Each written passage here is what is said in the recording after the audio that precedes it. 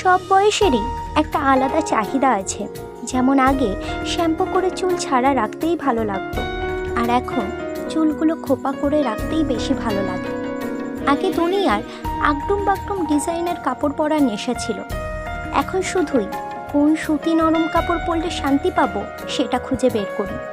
আগে বিকেলবেলার ঘুম কি জিনিস জানতামই না, অথচ এখন মনে হয় ঘুমাই আর ঘুমাই, পারলে ঘুম থেকে উঠে আরেকটু ঘুমাই।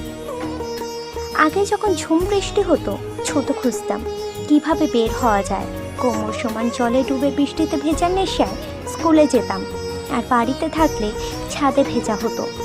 এখন বৃষ্টি মানেই হলো কাঁথা পেঁচিয়ে শুয়ে ঘুমিয়ে পড়ার অপেক্ষা। আসলে যে বয়সে যেটা মনে চায় সেটা সেই বয়সেই করে ফেলা উচিত। এরপর বয়সও বদলে যায়, সেই সাথে ইচ্ছেরাও।